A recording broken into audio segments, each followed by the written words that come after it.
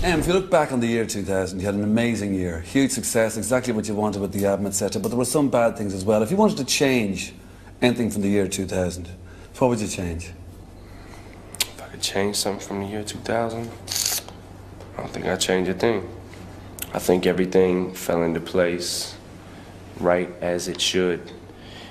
The good and the bad, you know. Maybe some things in my personal life I would have changed, you know. My little legal problems back home, which I can't really discuss, but maybe that. But other than that, everything else fell right into place. Everybody who I thought I was gonna piss off with this album, I pissed off. Everything everything went according to plan, I guess you could say. Okay, like you get sort of Man of the Year in Time magazine. There are people who say that you've done what Elvis Presley has done, which is poor white boy brings black music to the American middle, whatever, to middle America. When you read that kind of thing, and people say, well, that's pretty impressive. People who wouldn't know who Eminem is or even what rap music is, and they go, that's really good. Do you care about that at all? Can you go home to bed at night and say, hey, look what I did, that's pretty good? Well, at the end of the day, yeah, I can say I could be proud of myself for, I guess, coming from nothing and having everything, you know what I mean? Nothing was handed to me. It wasn't like, when people say things like me being Elvis Presley of rap and shit like that, it's a whole different thing. I don't know much about Elvis, and I don't know, you know, exactly what he did or whatever, but I think one of the things that I've gained over the years, and me and the people around me have been really careful about and worked hard on, is me getting respect, which is no matter how successful I get in the pop world or whatever you want to call it, how many records I sell that boost you up into that, to where you're considered pop or whatever. Yeah. I always try to maintain an underground fan base by doing things, Funkmaster Flex albums and mixtapes for DJs and things like that, and try to keep that, you know what I mean? That my street roots, I still maintain those. So I think that at the end of the day, no matter what people want to say about me, good or bad, I think that the one thing they can't deny is that I hold my own on a mic.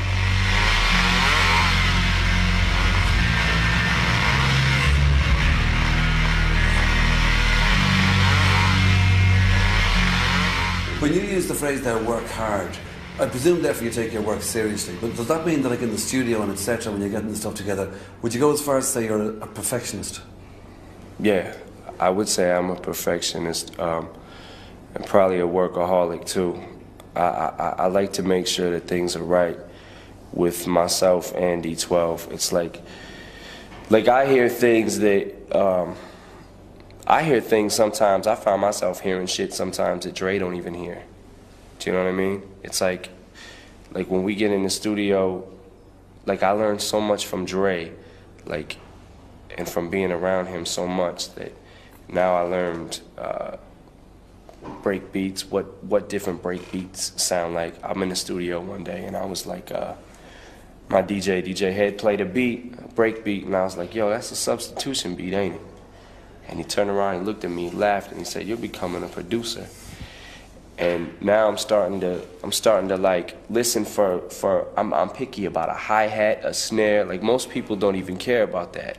But I when I first got down with Dre, I watched him do that. No, I don't like that hi-hat. And I didn't know, I'm like, what the fuck is a hi-hat? I mean, I knew what a hi-hat was, but what is it supposed to, what's the difference? A hi-hat is a hi-hat. Now I know that it's not. So from the hi-hat to the snare to the vocals to the finished product to the mix down to the mastering, I'm involved in everything that I do, and every record that I produce and everything that I'm on, I'm involved in it like 100%. And I am whatever you say I am. If I wasn't, then why would I say I am? In the paper, the news, every day I am. Radio won't even play my jam, cause I am whatever you say I am. If I wasn't, then why would I say I am? In the paper, the news, every day I am. I don't know, it's just the way I am. And for the Slim Shady album, you did 3 shows a day, so you didn't just want to make good music. What you wanted to do was be a success. Yeah. The most shows we ever did was 2. I think there might have been a couple of times we did 3. Yeah. We've done like 3 shows in one day, I remember. Barely. But, okay, but like when people say that, like you, for instance, like, you know, you challenge notions of respectability and responsibility and mainstream entertainment and that, does that mean anything to you, or do you care? You're just doing what you do? Like breaking down barriers to a point. I just do what I do. I don't believe, as far as like you have your boy bands and your Britney Spears and your NSYNCs that want to be role models to kids and things like that, which is cool, or whatever, but, you know, that's their business, but that's not real, and that's not how the world is. I would rather get in front of a camera and not change anything, you know what I mean? Yeah. From that room that I walked into this room, not change the way I act, the way I talk, or anything. I'd rather just be myself no matter where I'm at, you know what I mean? No matter who's listening or who's watching or whatever, you know? And that's just how I am. I believe in just being myself. I'm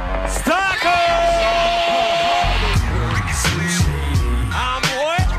I'm who? That's why they. I'm what? I'm who?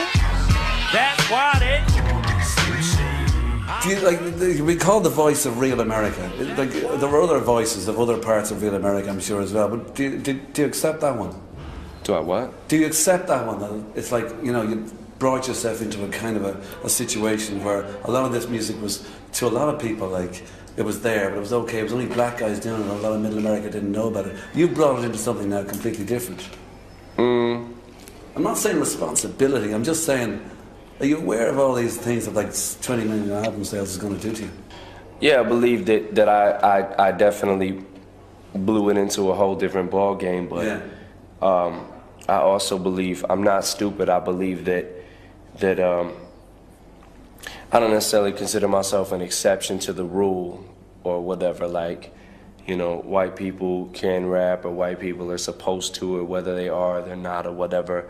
But I do believe that I'm one in a million probably. Yeah. Do you know what I mean? Who I don't know, who do it like I do it. You know what I'm saying? But what about who it is that you are? If Eminem is the nice guy, if Marshall Mathers is the regular guy, if Slim Shady is the nastier guy or whatever, I mean, do you use Slim Shady as something which is an excuse that you can hide behind some of the things that people might accuse you of, or do you feel that you had to get revenge on the world in some way? I used to use Slim Shady as an excuse, but now the older I get and the more mature I get, I guess if you could consider me mature at all, I believe that I am maturing and my music is maturing. Eminem and Slim Shady have just become more of an entertainment name to me than anything. I don't look at it like I really divide up the personalities or anything like that. Do you know what I mean? Yeah. I don't really do that anymore. Act like you never seen a white person before. Jaws all on the floor like Pam, like Tommy just burst in the door and started whooping her ass worse than before. They first were divorced, sewing her over furniture. It's the return of the. Oh wait, no wait, you're kidding. He didn't just say what I think he did he? And Dr. Dre said, nothing, you idiots. Dr. Dre's dead. He's locked in my basement. Feminist women love Eminem. Chicka, chicka, chicka, Slim Shady. I'm sick of him. Look at him walking around, grabbing his you know what, flipping the you know. But was there a time that you felt you needed to create a Slim Shady in order to, like, get your venomous alter ego out without saying? There was on probably the first album. Yeah. And my EP, when I first thought of the name Slim Shady, it was originally from my group D12. We had called it the Dirty Dozen back then, and when we were all solo artists, that was our dream, to be solo artists, but we also wanted to rap in a group too. Yeah. So that's what we were gonna call it, was Dirty Dozen. And when we rapped with the group, we decided, okay, everybody's gonna have aliases, everybody's gonna have different names they go by. Like Proof is gonna be Dirty Harry, and Tanan is gonna be the con artist, and Eminem is gonna be Slim Shady. That was my name, my alias for that group. And then I just happened to be the first person to get the deal Right. out of the group with Dre, and then just came back and got everybody.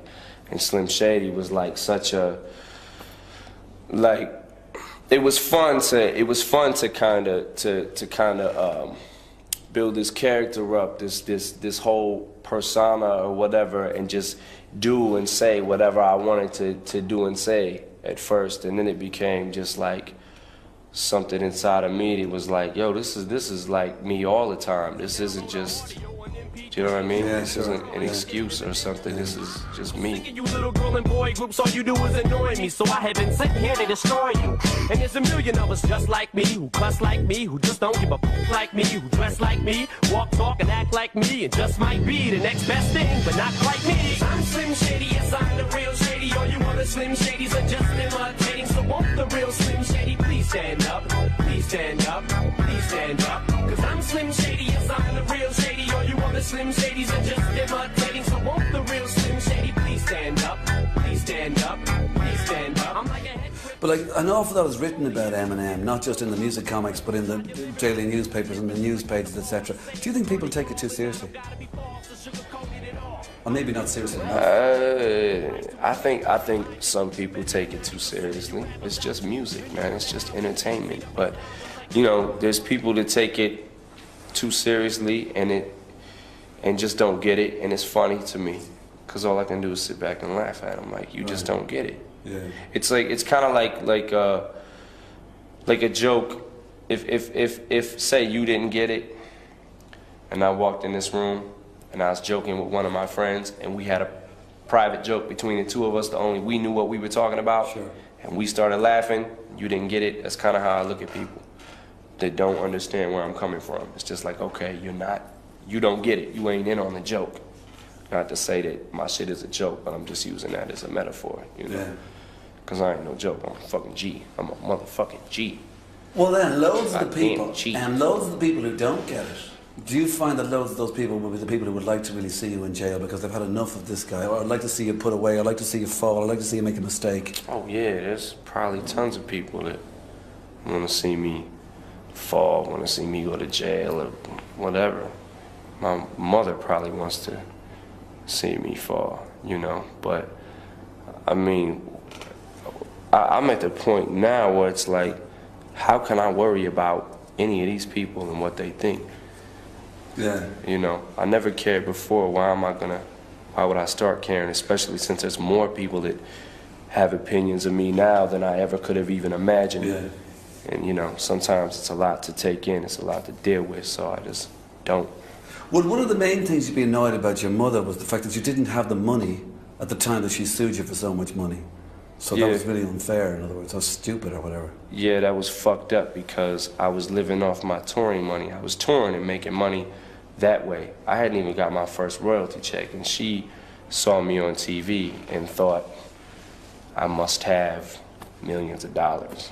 What was the difficult thing? Was it being on tour all that time while all this was going on, that you couldn't handle it on a 24-hour day-to-day basis, you know? That you were away all the time?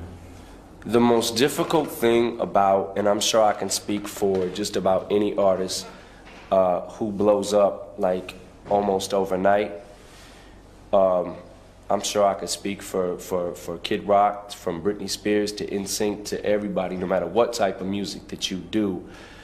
The hardest part is in the beginning. It's when your music starts taking off and your career starts going full-fledged, you don't know what's happening. It's happening so fast that people are grabbing you here and there, and they're telling you, you know what I mean? They're pulling you here. You got this interview to do. You got this interview. You got to do this press. You got to do this photo shoot. You got to do this show. You got to do all this shit. Da da da da da.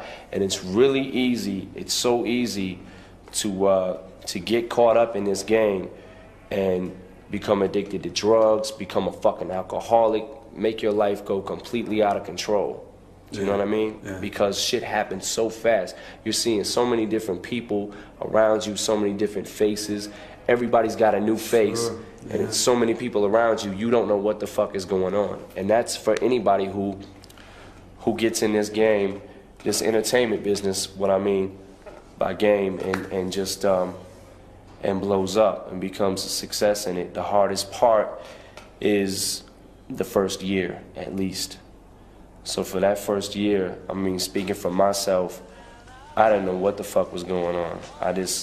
It just seemed like a blur to me. When I look back on it, I'm just like, you know, like, wow, that's some crazy shit. There's shit that I see now that, you know, myself on TV a year and a half ago, that I'm like, I don't even remember doing that interview.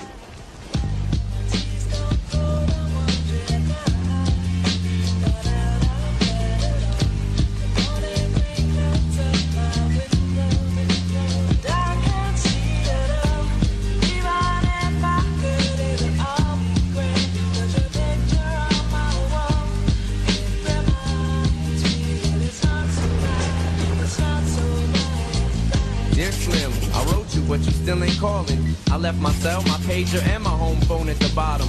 I sent 2 letters back in autumn, you must not have got them. There probably was a problem at the post office or something. Sometimes I scribble addresses too sloppy when I jot them. But anyways, what's been up, man? How's your daughter? My girlfriend's pregnant too, I'm about to be a father. If I have a daughter, guess what I'ma call her? I'ma name her Bonnie. I read about your Uncle Ronnie too, I'm sorry. I had a friend kill himself over some people who didn't want him. I know you probably hear this every day, but I'm your biggest fan. I even got the underground shit that you did with Scam. I got a room full of your posters and your pictures, man. I like the shit you did with Ruckus too, that shit was bad. Anyways, I hope you get this, man. Hit me back, just a chat. Truly yours, your biggest fan. This is Stan. If you can get through the beginning stages, man, you're cool. You'll be all right. But wouldn't it be a help if it hadn't been so incredibly overnight, which it was with you? I mean, that you could ease into it. Maybe by album number 5 it became overnight. Right. Then that might have been a little bit easier. You can't have everything, so don't do that. Yeah, but you can't.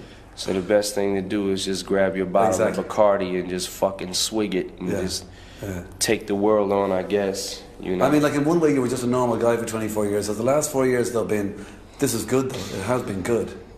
Yeah, it's been good. It's been.